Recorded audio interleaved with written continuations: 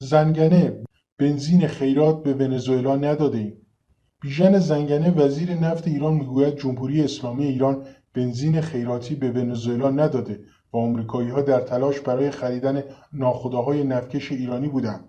آقای زنگنه روز جمعه ششم تیر ماه در گفتگو با خبرگزاری صدا و سیما اضافه کرد ایران به ونزوئلا بنزین را به قیمت روز فروخته است. به گفته او بخشی از پول دریافت شده و این پول به داخل کشور منتقل شده است. در هفته‌های اخیر گمانه‌های زیادی از واگذاری رایگان بنزین به ونزوئلا از سوی ایران در شبکه‌های اجتماعی منتشر شده بود. حسن کاظمی قمی سفیر پیشین ایران در عراق در گفتگو با وبسایت خبر آنلاین گفته ونزوئلا ضمانت داده تا چند ماه آینده پول بنزین را به ایران پرداخت کند. وزیر نفت ایران همچنین گفت آمریکایی‌ها در تلاش برای خریدن ناخودآهای نفتکش‌های ایرانی بودند، ولی چون این افراد از گرفتن پول خودداری کردند، آمریکا آنها را تحریم کرده است. دولت آمریکا روز 4 تیر ماه 5 ناخودآ ایرانی را به اتهام نقض تحریم‌های کشتیرانی جمهوری اسلامی ایران و شرکت ملی نفتکش ایران و همچنین حمل بنزین به ونزوئلا در فهرست تحریم‌های خود قرار داد. سخنگوی وزارت دفاع: انفجار پارچین ربطی به مرکز ما نداشت، منطقه تحت کنترل است. سخنگوی وزارت دفاع جمهوری اسلامی ایران اعلام کرد دلیل انفجار در منطقه پارچین تهران نشست گاز بوده و ربطی به مراکز مربوط به وزارت دفاع ندارد. داوود عبدی روز جمعه در گفتگو با باشگاه خبرنگاران جوان و تلویزیون ایران اعلام کرد در این حادثه کسی کشته نشده است و منطقه مخازن گاز تحت کنترل است. سخنگوی وزارت دفاع در ادامه گفت دلیل این حادثه نشست مخازن گاز در منطقه عمومی پارچین بوده. عبدی همچنین در مصاحبه با صدا و سیما افزود محل وقوع این حادثه منطقه مسکونی در منطقه عمومی پارچین بوده. عبدی همچنین در مصاحبه با صدا و سیما افزود محل وقوع این حادثه منطقه مسکونی نیست و یک منطقه تپه مانند است. منطقه پارچین محل استقرار صنایع نظامی باشد. شماری از کاربران در حوالی ساعت 25 دقیقه بامداد جمعه از مشاهده نور نارنجی رنگی خبر دادند که برای چند ثانیه آسمان شرق تهران را روشن کرد. گمانه‌زنی‌هایی نیز درباره احتمال خرابکاری در منطقه پارچین و وقوع این انفجار مطرح شده است. روزنامه نیویورک تایمز در گزارشی نوشت دولت کنونی آمریکا برنامه مخفی خرابکاری در اهداف و تلاش‌های موشکی جمهوری اسلامی ایران را تقویت کرده است. این روزنامه آمریکایی قبلا هم گزارش داده بود حمله سایبری مشترک اسرائیلی آمریکایی باعث تأخیر در برنامه هسته‌ای تهران شده. از این نیز محمد جواد ظریف وزیر خارجه ایران در سال 97 از احتمال خرابکاری در پرتاب 2 ماهواره ایران سخن گفته بود. همتی ارزیابی صندوق بین‌المللی پول در مورد رشد منفی اقتصاد ایران را رد کرد. عبدالناصر همتی رئیس بانک مرکزی ایران ارزیابی اخیر صندوق بین‌المللی پول در مورد رشد منفی اقتصاد ایران در سال جاری را رد کرد. آقای همتی در یادداشتی که بخش‌هایی از آن در خبرگزاری ایرنا منتشر شده تاکید کرد حتی بدبینانه‌ترین سناریوهای بانک مرکزی هم با ارزیابی این نهاد مالی بین‌المللی همخوانی ندارد. صندوق بین‌المللی پول در جدیدترین گزارش خود رشد اقتصادی ایران در سال جاری را منفی 6% و در سال آینده بیش از 3% پیش‌بینی کرده است. آقای همتی در یادداشت خود اشاره به ارزیابی بانک مرکزی از رشد اقتصادی ایران در سال جاری و آینده نکرده است. رشد اقتصادی ایران که پس از لغو تحریم‌ها مثبت بود در چند سال اخیر روند نزولی را طی کرده است.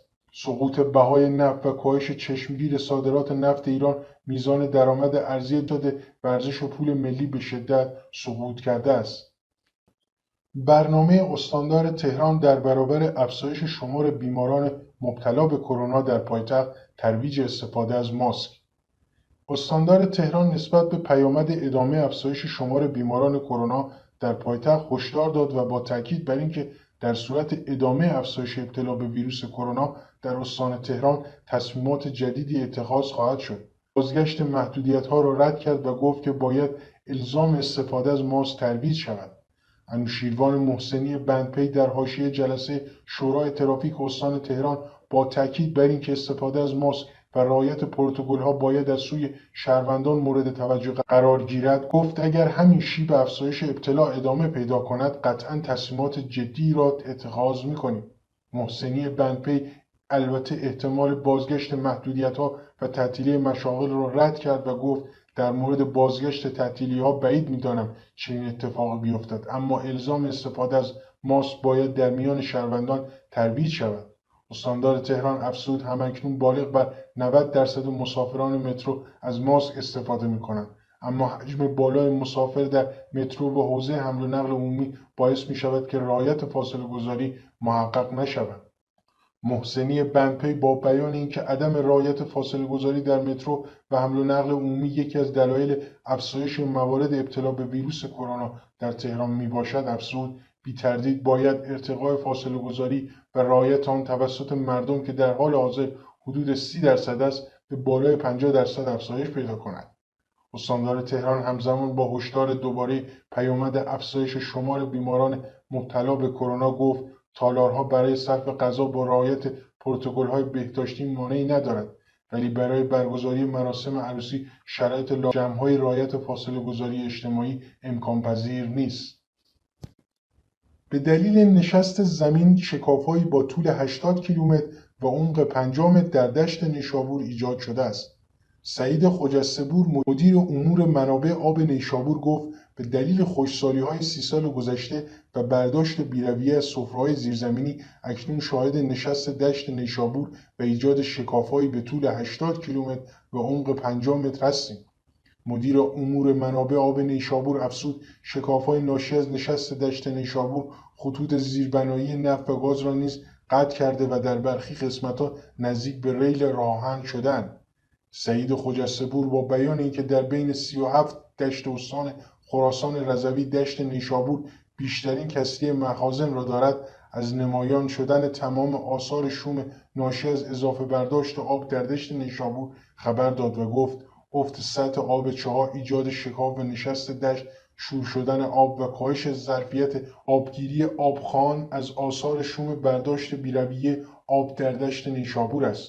او گفت که شور شدن آبها نه تنها در محدوده قسمت‌های مرکزی نسبت به دهه قبل افزایش چشمگیری داشته است، بلکه شاهد افت زمین و ایجاد شکاف‌هایی با بیش از 80 کیلومتر هستیم و کل دشت نیشابور تاکنون 12 تا 15 سانتیمتر نشست کرده است که در قسمت‌های مختلف این میزان متفاوت بوده و گاه شدیدتر می‌شود.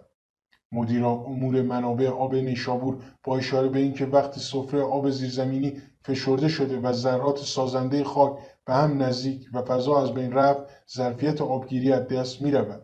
گفت این موضوع موجب شده حتی اگر وارد دوره ترسالی هم شویم و افزایش بارش‌ها پیش آید، سفره آب زیرزمینی ظرفیت آبگیری نداشته و تمام بارش‌ها تبدیل به روان آب و سیلاب شده و در نهایت از دشت نیشابور خارج می شود. مرکل بریتانیا باید با پیامد تصمیم‌های دولتش در قبال اتحادیه اروپا کنار بیاید. صدر اعظم آلمان میگوید دولت بوریس جانسون هر تصمیمی در قبال اتحادیه اروپا و روابط با این اتحادیه بگیرد با واکنش مناسب 27 عضو آن روبرو خواهد شد و باید با پیامدهای آن هم کنار بیاید. آنگلا مرکل در جریان یک کنفرانس خبری با شماری از رسانه‌های اروپایی گفت ما باید این ایده که به بریتانیا بگوییم چه بکنند را رها کنیم. این به بریتانیا مربوط می شود و هر تصمیمی بگیرد 27 عضو اتحادیه واکنش درخوری به آن نشان می دهند. آلمان چند روز دیگر ریاست اتحادیه اروپا را در دست خواهد گرفت و علاوه بر بحران ناشی از همهگیری جهانی کووید 19 مسئله روابط با بریتانیا پس از خروج از اتحادیه از چالش‌هایی است که با آن روبرو خواهد بود. روزنامه گاردین یکی از روزنامه‌های اروپایی در کنفرانس خبری با صدر اعظم آلمان از او نقل کرد با حضور نخست وزیر بوریس جانسون دولت بریتانیا می‌خواهد نوع روابط خود با ما در پی خروج از اتحادیه را تعیین کند. بعد از آن هم باید با پیامدهای آن کنار بیاید. البته باید گفت روابط اقتصادی ما ارتباط و نزدیکی کمتری خواهد داشت. بریتانیا 11 بهمن ماه سال گذشته به طور رسمی از اتحادیه اروپا خارج شد. اکنون 4 سال از همه‌پرسی بریتانیا که در آن به خروج از اتحادیه رأی داده شده می‌گذرد. با این حال از آن زمان تا کنون لندن و اعضای اتحادیه بارها با چالش‌های مختلفی در مسیر خروج روبرو شدند. دولت بریتانیا نیز بحران‌های مختلف را پشت سر گذاشته تا در نهایت به طور رسمی از اتحادیه خارج شد. از میانه بهمن ماه یک دوره انتقالی 11 ماه آغاز شود تا در طول آن بریتانیا تجاری طولانی مدت با اتحادیه اروپا برسد. با این حال به نظر برخی رسانه‌ها اظهارات تازه خانم مرکل توافق جامعی که روابط اقتصادی بریتانیا و اتحادیه را به مانند قبل سر پا نگه دارد دیگر شدنی نیست یا بسیار مشکل خواهد شد. افزایش 3 برابری بیماران بستری شده مبتلا به کرونا در سراب.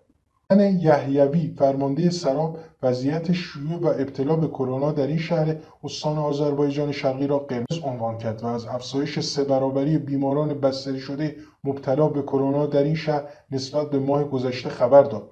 حسن یحیوی در جلسه شورای اداری سراب با بیان اینکه تا امروز 42 نفر از بیماران مبتلا به کرونا در این شهرستان جان باختند گفت همکنون 44 بیمار در بخش ایزوله بیمارستان خمینی سراب بستری شدند و وضع عمومی و تنفسی 6 بیمار دیگر در بخش آیسیو وخیم است. یحیوی تردد در اماکن شلوغ و پرجمعیت، حضور در مجالس عروسی و ترحیم در روستاها و رعایت نکردن دستورالعمل‌های بهداشتی را مهمترین دلایل افزایش ابتلا به بیماری کرونا در 15 روز گذشته در سراب عنوان کرده است. فرماندار سراب افزود در این شهرستان